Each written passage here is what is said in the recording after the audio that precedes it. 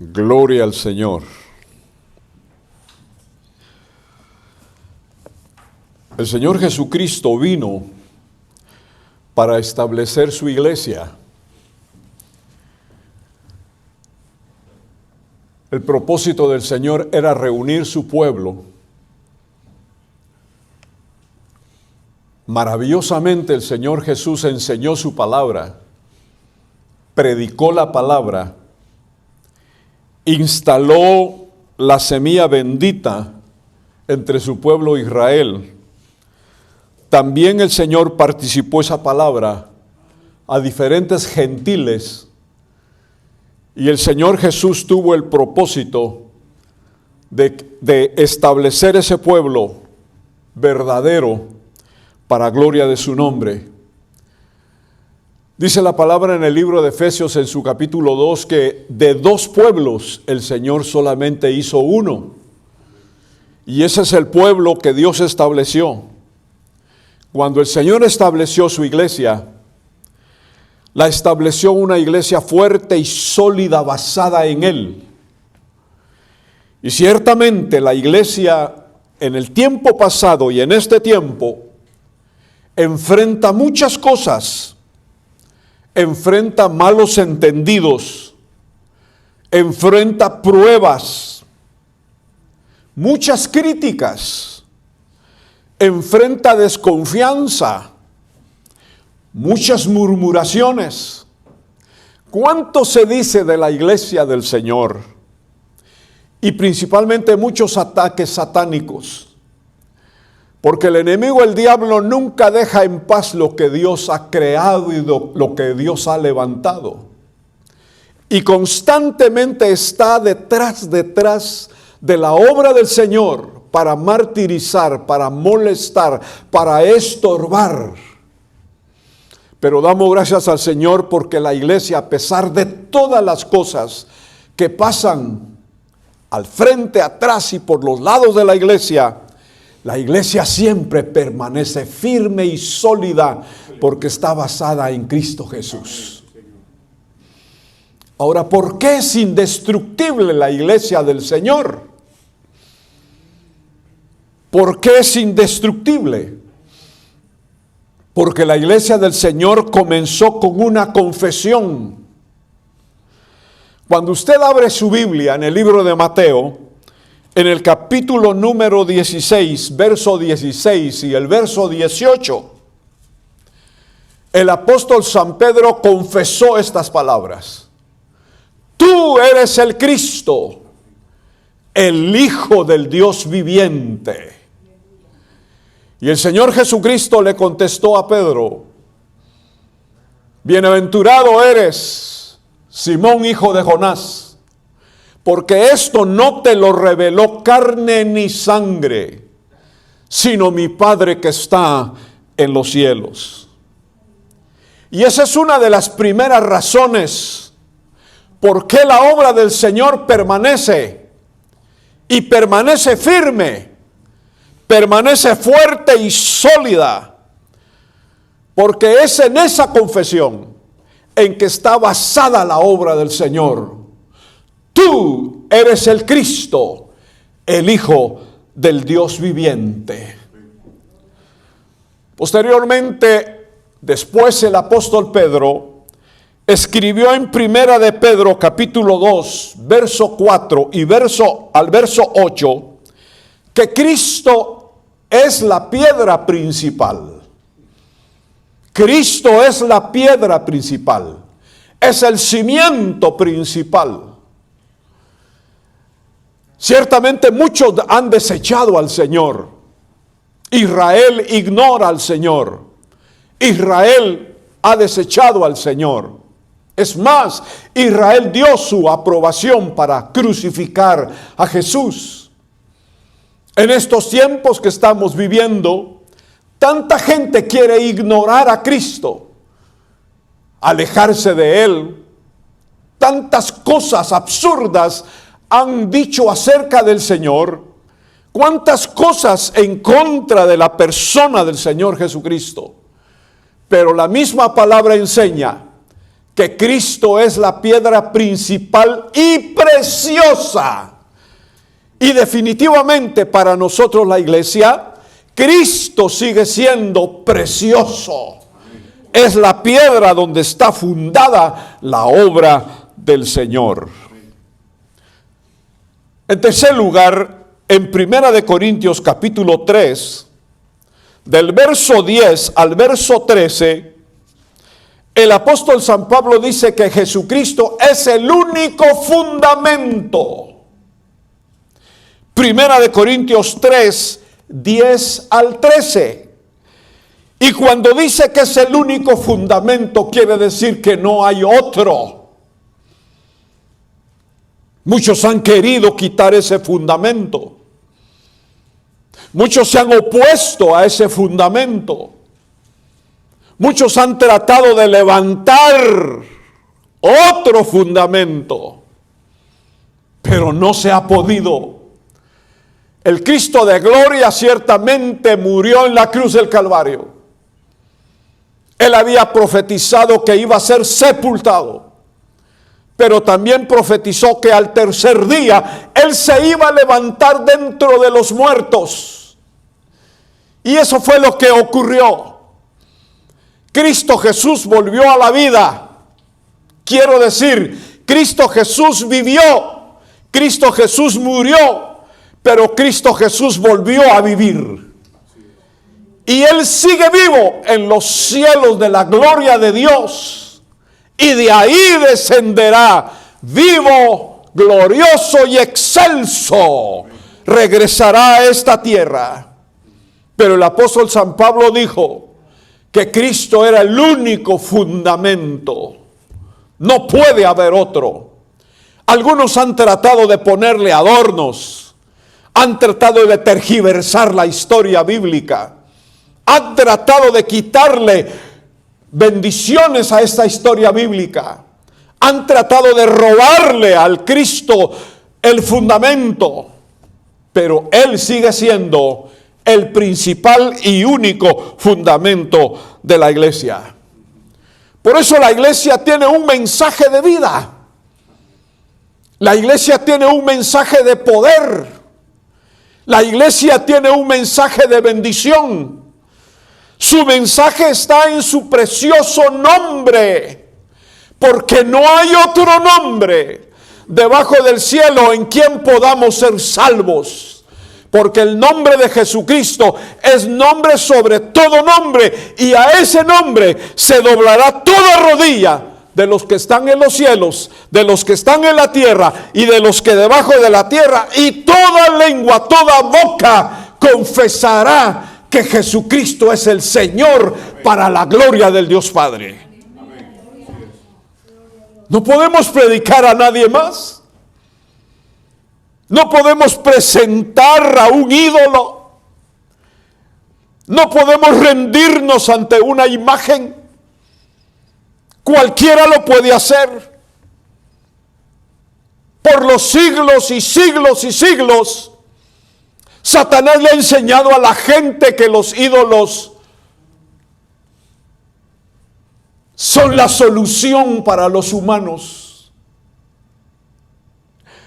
Pero cuando los humanos lloran delante de un ídolo, el ídolo no se mueve.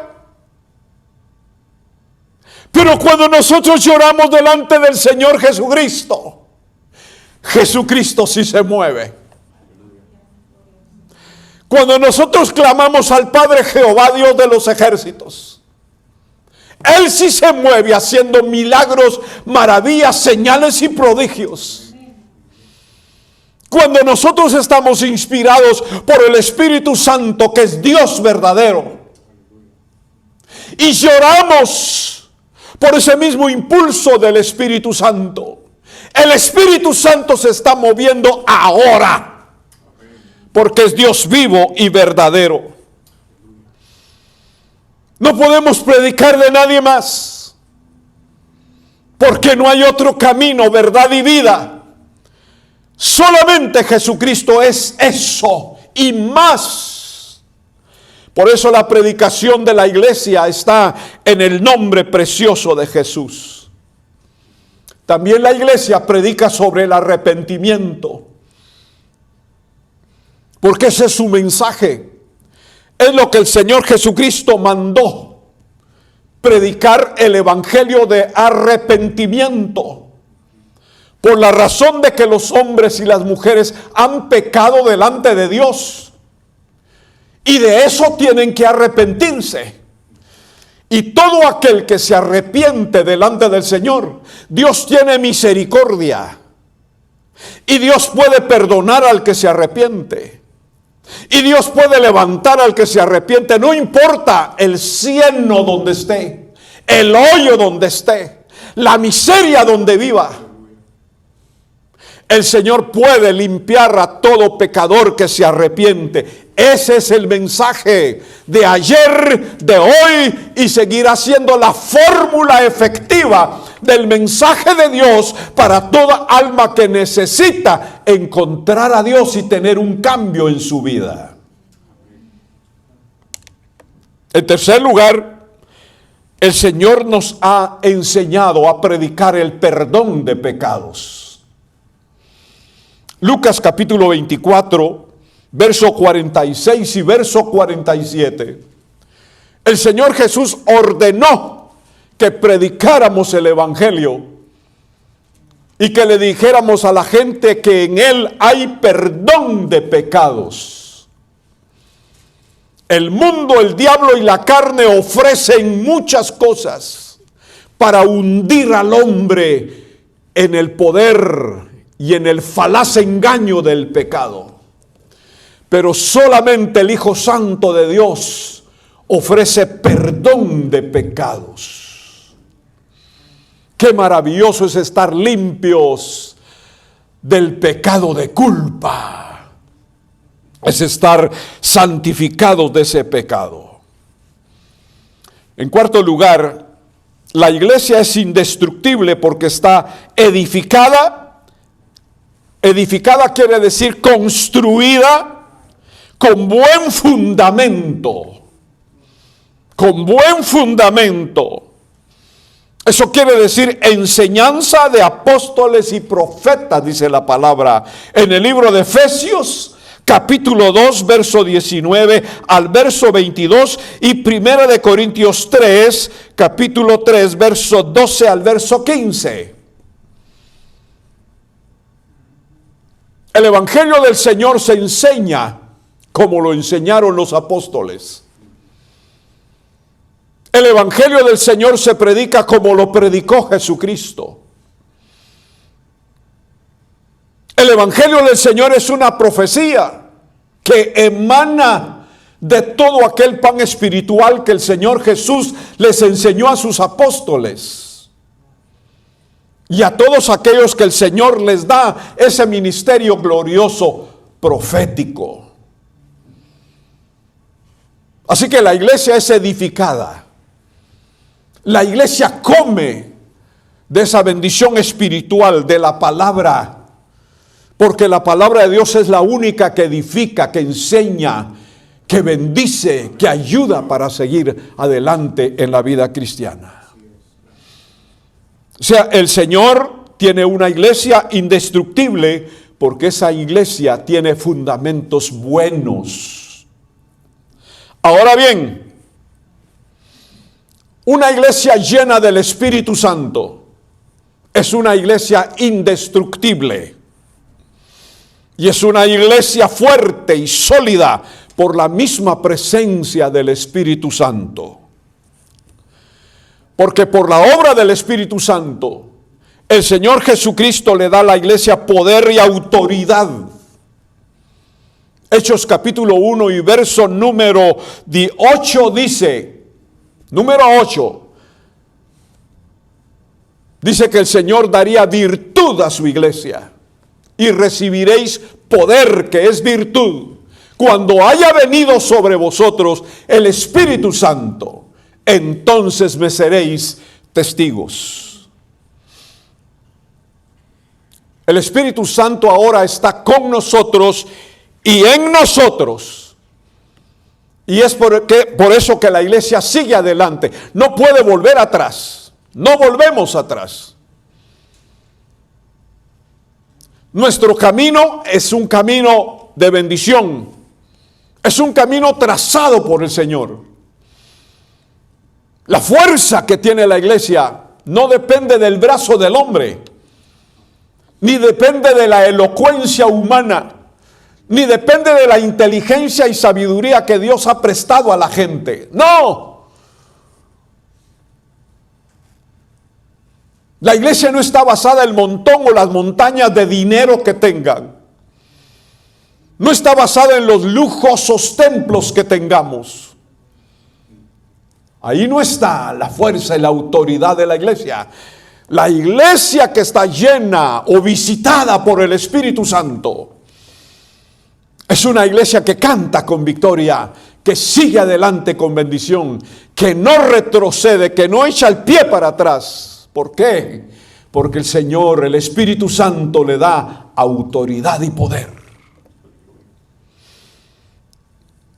El enemigo no puede con nosotros, aunque haga cuantas estratagemas y tretas y engaños pueda hacer, o trabajos pueda hacer. La iglesia no decae,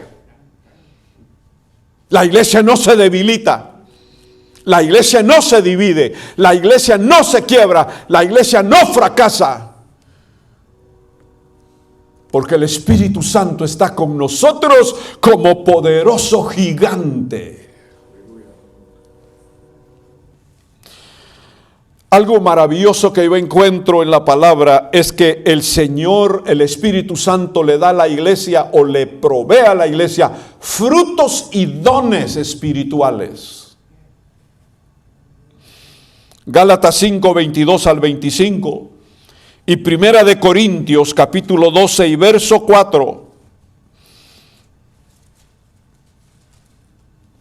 El Espíritu Santo le da frutos a la iglesia para que vivan una vida efectiva y preciosa. Pero también le da dones a la iglesia para que la iglesia trabaje bajo la bendición de esos dones.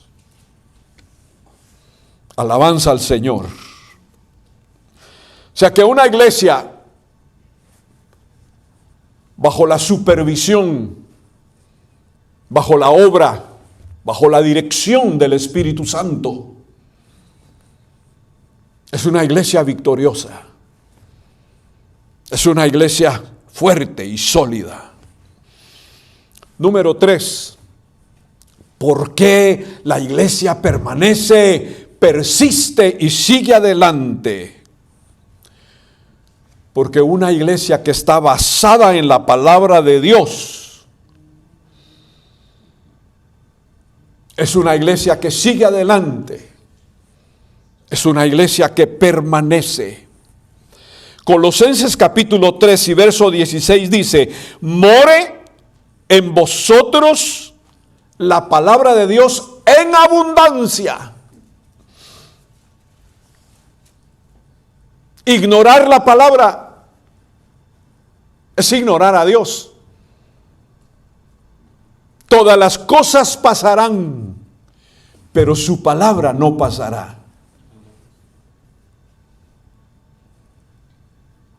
El apóstol San Pedro también le dijo a Jesús: Señor, ¿a quién iremos si solamente tú tienes palabras de vida eterna? Subrayado, palabras de vida eterna. La palabra que está escrita en la Santa Biblia no pasará. Es por eso que el cristiano de hoy necesita estar bañado, lleno, bien nutrido de la palabra de Dios. Por eso compramos una Biblia o nos regalan una Biblia. Por eso tenemos una Biblia al alcance, pero la tenemos para leerla, meditarla y memorizarla. Porque la palabra de Dios es el alimento para nuestra alma. Nuestra alma no se satisface con la comida material que sostiene nuestro cuerpo físico. Nuestra alma se satisface, se nutre con la palabra de Dios. Por eso dice Colosenses, que more en vosotros la palabra de Dios, pero en abundancia. Que abunde en nosotros. Que no sea poquita la palabra. Que no nos quedemos nada más en San Juan 3:16, en San Juan 14:6, o nos quedemos nada más con unos 2 o 3 textos de la Biblia. No.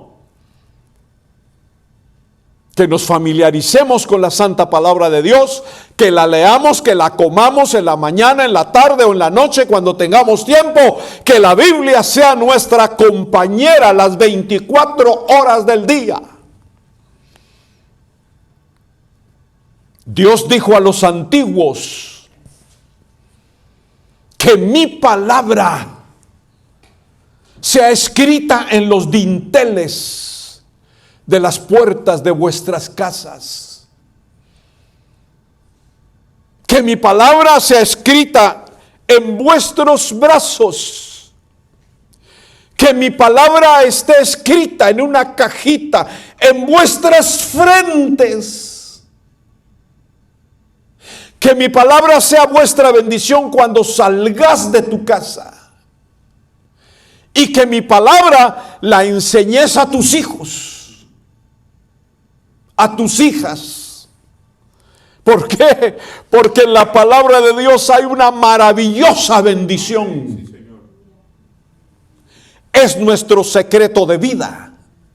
Es nuestro secreto de gozo. Es nuestro secreto de alabanza. Es nuestro secreto de poder. Es nuestro secreto de prosperidad. Cuando hablamos de prosperidad no estamos hablando de una técnica humana extraída de las computadoras o de los inventos de diferentes expositores. No, estamos hablando de una real bendición ofrecida por Jehová Dios de los ejércitos. Eso mismo tenemos que hacer ahora en este tiempo.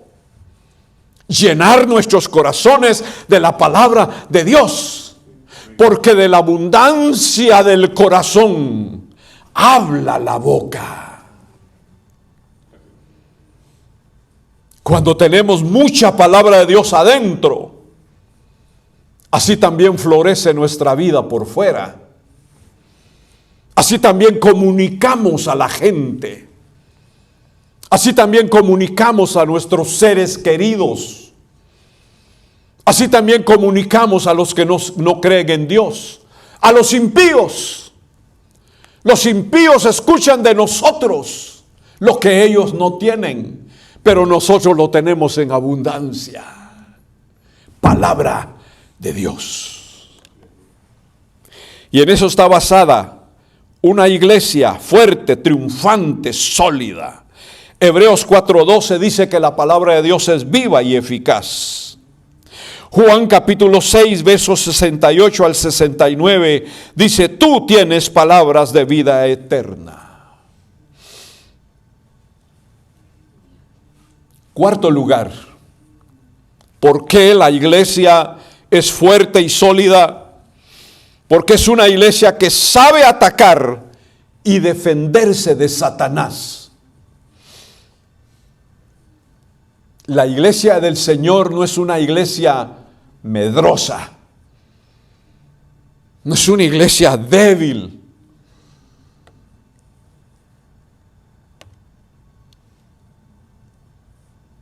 Cuando nosotros nos unimos para orar, el infierno tiembla.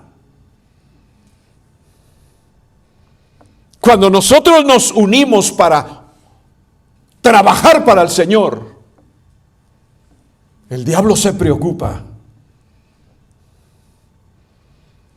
Cuando nosotros nos unimos para adorar a Dios, los cielos infestados de demonios tienen que irse, se alejan. ¿Por qué? Porque hay una iglesia preciosamente, poderosamente que sabe atacar, que no ignora las maquinaciones del diablo. El enemigo se ha dado cuenta y se tiene que dar cuenta que la iglesia verdadera del Señor es un ejército en orden.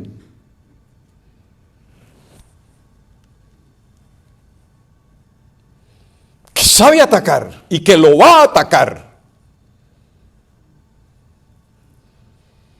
En una oportunidad, a un siervo de Dios se le apareció el mismo diablo, personificado. Y le dijo el diablo a este siervo de Dios, cuando él iba manejando su vehículo, el diablo se sentó al lado derecho en el asiento del pasajero. Y Satanás le dijo, ¿sabes qué? Te voy a matar. Y el siervo de Dios le contestó, me haces un favor. Pero también le preguntó, ¿y por qué me vas a matar? Le dijo, porque me has hecho mucho daño.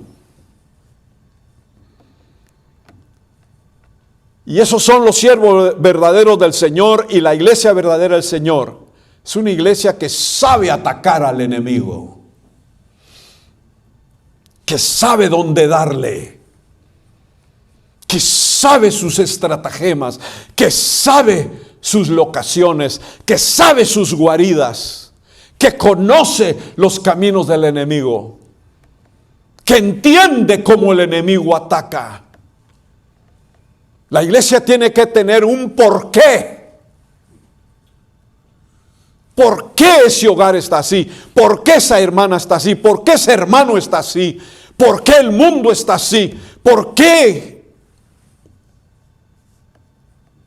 Y entonces cuando la iglesia está despierta, como la iglesia primera, no se debilitó cuando entendieron que habían tomado al apóstol San Pedro y que lo habían puesto en la cárcel por causa del evangelio. La iglesia verdadera del Señor no se puso a llorar y no se descaminó y se desperdigó y se fueron unos por un lado y otros por otro. No. Dice la Biblia, ellos se juntaron a orar. Sabían la amenaza que había sobre Pedro y sobre la iglesia. Y ellos se pusieron a orar fervientemente bajo la dirección del Espíritu Santo. Y ese pequeño ejército de 120 personas, de 500 personas, de 1000 personas, ese pequeño ejército doblegó las huestes del enemigo. Bendito sea Dios para siempre, porque la iglesia tiene armas de luz. Efesios 6, 10 al 18. Vestidos de las armas de luz. La iglesia tiene armas de luz. Nuestro armamento no es carnal, no es humano. Nuestro armamento es venido de Dios. Hay que orar, hay que presentarse delante del Señor y decirle, vísteme con las armas de luz. Porque nuestra armadura no es carnal, sino espiritual, poderosa en Dios para destruir fortalezas. El cristiano tiene un armamento especial que no ha sido inventado en laboratorios humanos. Ese armamento que no se ve, es un armamento que se siente. Y son 7 partes de la armadura espiritual que Dios nos da para poder atacar y para poder defendernos. Muchas veces la iglesia está confundida porque la iglesia usa la mentira, el chisme, el pleito, los malos entendidos. Muchas veces la iglesia utiliza cosas humanas para poder atacar o para poder defenderse.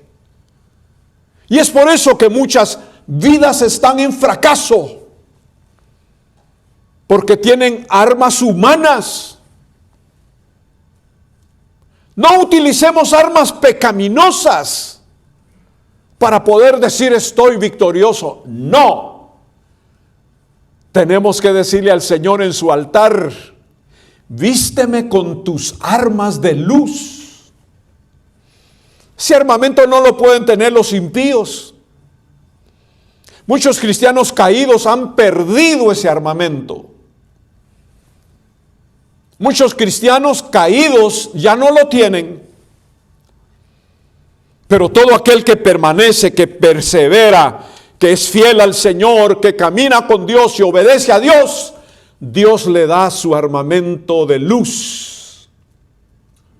Y cuando Satanás, el diablo, mira a un cristiano armado de las armaduras de Dios, mejor se va, mejor huye.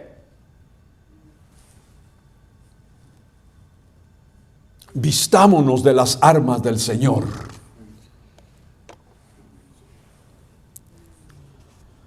Segunda de Corintios 2:11 dice: nosotros no ignoramos las maquinaciones del diablo. Y Santiago 4:7 dice: someteos pues a Dios, resistid al diablo y de vosotros huirá. Esa es una iglesia que sabe atacar, pero es una iglesia que sabe defenderse. Esa es la iglesia del Señor. Una iglesia que se somete, que busca, que se humilla delante de Dios, que obedece a Dios, que dobla sus rodillas delante del Señor. Una iglesia que resiste, que no se quiebra, que está hecho de un material sólido, fuerte, venido del mismo corazón divino. Somos inyectados por el poder de Dios y vamos a resistir. Vamos a resistir. Y el enemigo tiene que huir. Sea el nombre del Señor glorificado. ¿Por qué la iglesia es fuerte y sólida? Número 5, porque es una iglesia discipuladora. Mateo 28, 19 al 20, enseñó que la iglesia era una iglesia evangelizadora, era una iglesia que bautiza en el nombre del Padre, del Hijo y del Espíritu Santo, pero principalmente es una iglesia discipuladora, que tiene miembros que han nacido y que toman la leche espiritual, pero que tiene miembros que van progresando hasta ser maestros en la palabra y maestros en las cosas de Dios. Pero no para ser maestros egoístamente hablando, sino maestros para ser instrumentos útiles en las manos del Señor para enseñar también a otros. El discipulador es eso por causa de que ha sido discípulo. Porque el discípulo ha sido enseñado, ha sido entrenado. Y el discípulo aprende la obediencia, la disciplina, el orden espiritual en su vida y está dispuesto aún a dar a su propia vida por el Señor Jesús. Y como ha sido discípulo, entrenado por el Señor, llega a ser un excelente discipulador. Y cuando hay una iglesia discipuladora, indudablemente habrá un grato número de gente en la iglesia. No podemos callar nuestras bocas. No podemos encerrarnos en nosotros mismos para decir, este pan es solo para mí. No. O esta comida es solo para mí. No. O esta bendición es solo para mí. Tampoco. Tenemos que ir con la gente, con los caídos, con los infieles, con la gente que ignora las cosas de Dios. Tenemos que ir y decirles que hay esperanza, que hay nueva vida, y decirles el evangelio del Señor. Tenemos que ir a enseñarles lo que la gente no tiene y lo que la gente no conoce. Nosotros, los discipuladores, vamos a ser instrumentos útiles y efectivos en las manos del Señor. Y van a suceder cosas preciosas. Se va a poner en práctica y se va a vivir la experiencia del libro de San Marcos en su último capítulo. Estas señales seguirán a los que creen. En el nombre de Jesús vamos a ir afuera a echar fuera demonios. Hablaremos nuevas lenguas. Quitaremos serpientes. Si bebiéremos cosa mortífera, no nos hará daño. Sobre los enfermos pondremos las manos y estos sanarán. Esa es la vida de los discipuladores. Y esa vida es una vida de gozo. Jesucristo envió a 70 a predicar el evangelio. Y no regresaron 60 ni 50. Regresaron los 70 con gozo y dieron un reporte excelente a Jesucristo. Y le dijeron, Señor, aún los demonios se nos sujetan en tu nombre. El Señor les había dicho, vayan y prediquen el evangelio, sanen enfermos, levanten muertos. Pero ellos regresaron con una extra en sus labios, una extra experiencia. Aún los demonios se nos sujetan en tu nombre. Ciertamente el Señor Jesucristo les dijo, no os gocéis por esto. Gozaos de que vuestro nombre está escrito en el reino de los cielos. La iglesia es fuerte y sólida, porque la iglesia es discipuladora. Cuando usted y yo vayamos a predicar el evangelio allá afuera, estas señales van a seguir. Segunda cosa, habrá mucho pueblo en el templo del Señor. La congregación va a ir creciendo y creciendo y creciendo por causa de que hay discipuladores. Tenemos que ir a enseñar la vida que Dios nos ha dado. Demos de gracia lo que de gracia hemos recibido. Queridos amigos y hermanos que nos escuchan en alguna parte, queridos hermanos de la iglesia La Promesa, sigamos orando, sigamos buscando al Señor y que el Señor forme de ustedes y de nosotros una iglesia fuerte, una iglesia sólida, una iglesia que permanece, porque estas 5 cosas hacen de una iglesia fuerte, una iglesia que no va para abajo, sino una iglesia triunfante. Que Dios nos bendiga.